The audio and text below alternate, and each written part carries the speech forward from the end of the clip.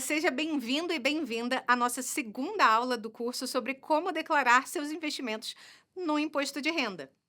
Se você negocia em bolsa, essa é a aula para você. Aqui vamos falar sobre tributação, casos de isenção e sobre como declarar investimentos em renda variável, ações, mercado futuro e mercado de opções. Não deixe também de conferir a aula sobre o gerenciador de IR desse curso, porque ele também pode te ajudar muito na declaração de renda variável, principalmente com os cálculos que precisam ser feitos. E antes de começar, a primeira dica é reunir os documentos necessários que vão te ajudar com as informações solicitadas pelo programa da Receita Federal. São eles: notas de corretagem, os DARFs pagos ao longo do ano e informes de rendimento das instituições financeiras onde você operou. Tudo pronto? Vamos começar falando sobre como declarar seus investimentos em ações. Como esse produto pode ter vários desdobramentos, como dividendos, juros sobre capital próprio, aluguel e muito mais, vamos passar por cada um deles para você não ficar com nenhuma dúvida, combinado? Vamos começar falando sobre como declarar a posição acionária, ou seja, as ações que você tinha na carteira em 31/12. Isso porque a declaração ocorre em duas etapas. Você precisa declarar a posição em ações e também o resultado das operações no ano anterior, ou seja, os ganhos e perdas. Para declarar tanto as ações adquiridas no ano anterior quanto em anos anteriores que ainda estavam na sua carteira, você tem que acessar a ficha Bens e Direitos e usar o código dedicado a ações. No campo Discriminação, informe o nome da empresa da qual você possui ações e a quantidade de ações que possuía em 31 de dezembro. Já no campo Situação em 31/12, você precisa declarar o custo médio da compra das ações e não o valor ao final de 2024. Eu vou te mostrar dois exemplos hipotéticos para ficar mais fácil de entender. Se você comprou ações da empresa ABCD em 2024 e não vendeu nenhuma, é só somar os valores de custo, incluindo taxas e corretagem, da compra dessas ações. Mas calma, é fácil fazer isso. Essa informação pode ser encontrada nas suas notas de corretagem. Se você comprou e vendeu ações de uma mesma empresa ao longo do ano, o valor informado nesse campo será o total do custo médio das ações mantidas em 31/12. Você vai precisar calcular o saldo financeiro dessas operações e, para isso, acesse o material complementar que está aqui na descrição, que temos um passo a passo detalhado para isso. Entendido? Então, vamos para o próximo tema, ainda dentro das ações. Se você teve ganhos ou perdas operando ações ao longo do ano, isso também precisa ser declarado, é claro. Mas vamos lá para as instruções. Primeiro, se as vendas de ações não passarem de R$ 20.000 por mês e resultarem em lucro, elas são isentas de imposto e precisam ser declaradas na ficha Rendimentos Isentos e Não Tributáveis. Mas atenção, nesse item, os lucros devem ser informados mês a mês.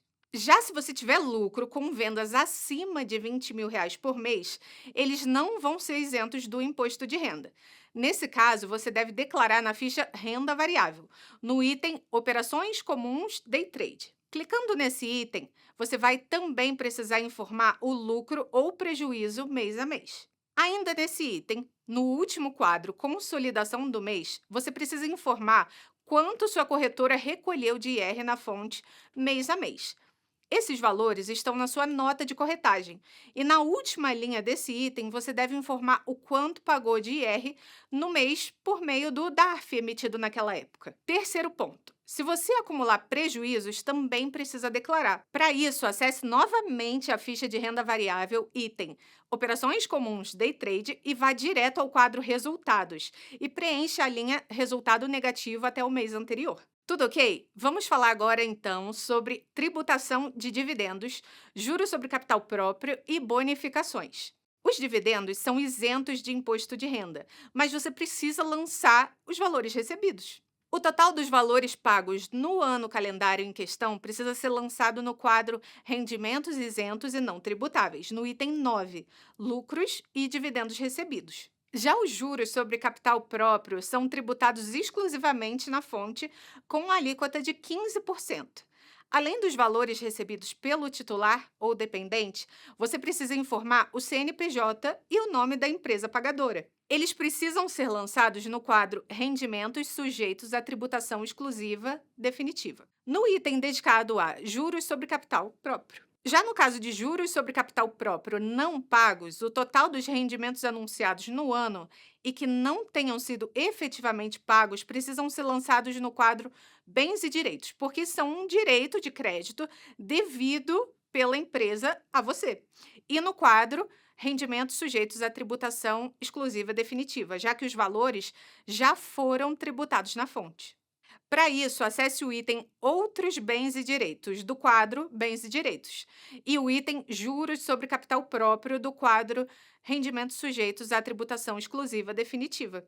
Um ponto importante: se você tiver juros sobre capital próprio pagos e não pagos, precisa declarar a soma dos dois no item Rendimentos sujeitos à tributação exclusiva definitiva. Agora vamos falar de como declarar ações bonificadas. O custo de aquisições das ações bonificadas divulgado pela companhia emissora das ações deverá ser lançado no quadro Rendimentos isentos e não tributáveis, no item Incorporação de reservas ao capital barra bonificações de ações, e acrescido ao custo de aquisição das ações a ser declarado no quadro Bens e Direitos. E para fechar o nosso passo a passo sobre como declarar ações, vamos falar sobre como declarar o aluguel de ações ou custódia remunerada. No momento de declarar o aluguel de ações, é preciso seguir o passo a passo correspondente ao seu papel na operação, doador ou tomador. Vamos falar de cada um deles. Se você é doador, precisa ficar atento a 3 campos. O primeiro é a declaração do saldo financeiro.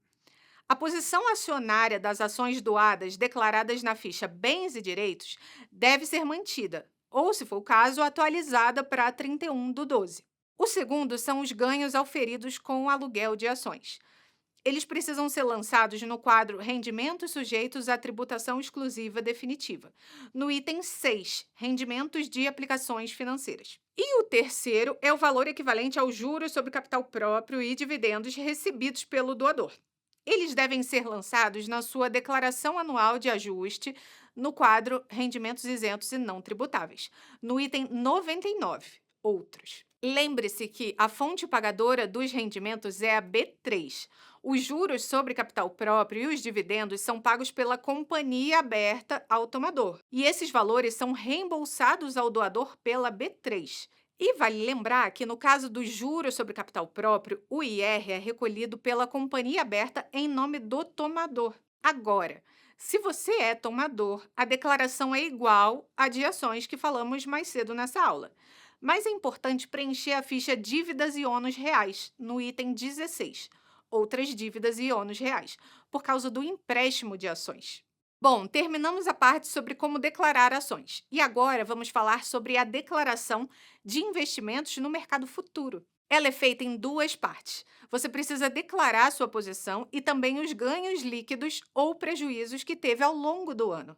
Lembrando que o investidor precisa recolher mensalmente o ganho líquido obtido no mercado futuro. Assim, se você apurou e recolheu certinho os tributos ao longo do ano, a declaração de IR será só a consolidação dessas informações. Para declarar a sua posição, as operações que ainda estão na sua carteira devem ser declaradas na ficha de Bens e Direitos, utilizando o grupo 4, código 4, que corresponde a ativos em bolsa, exceto ações e fundos. As informações de ganhos e perdas apurados ao longo do ano com o mercado futuro precisam ser informadas na ficha Demonstrativo de apuração de ganhos, renda variável, operações comuns e day trade. É importante lembrar de separar os ganhos em operações de day trade das demais operações, já que o tratamento tributário é diferente em cada modalidade. E é isso mesmo que você tenha prejuízo nas operações com o mercado futuro, precisa declarar. Sabe por quê? Para que você possa compensar esses prejuízos com ganhos em outras operações de renda variável, o que a gente chama de compensação de perdas. E assim como nos ganhos, é importante separar as perdas em operações de day trade das demais perdas.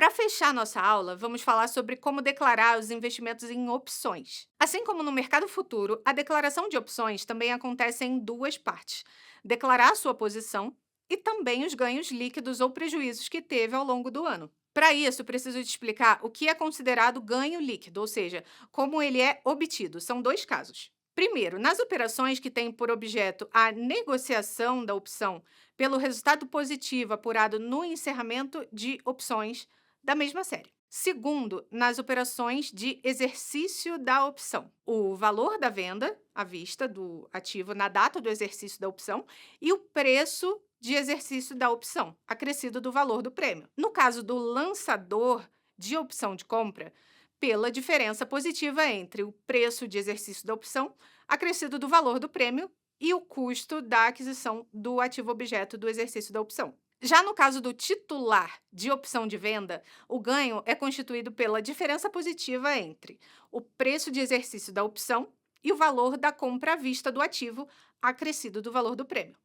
E no caso do lançador de opção de venda, pela diferença positiva entre o preço da venda à vista do ativo na data do exercício da opção, acrescido do valor do prêmio e o preço de exercício da opção.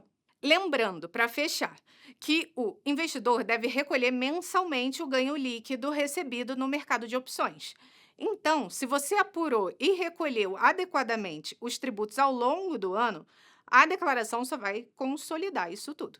Agora que você já entendeu o que é considerado ganho líquido, vamos finalmente falar sobre como declarar os investimentos em opções. Para declarar sua posição consolidada em opções, é só acessar a ficha de bens e direitos, no grupo 4, código 4, que corresponde em ativos em bolsa, exceto ações e fundos. Em relação aos ganhos e perdas, você precisa declarar na ficha demonstrativo de apuração de ganhos, renda variável, operações comuns e day trade.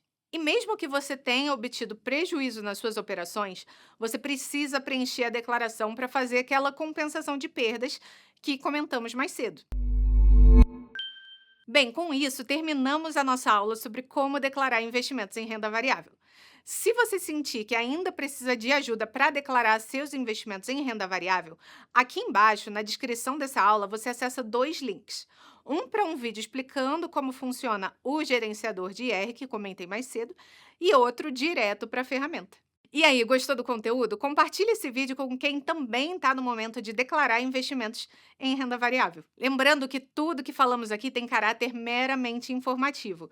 E o Itaú Unibanco recomenda contatar um assessor tributário para te ajudar com eventuais dúvidas antes de realizar a declaração de imposto de renda. Aproveite para conferir outros vídeos nessa trilha especial sobre o tema. Até a próxima!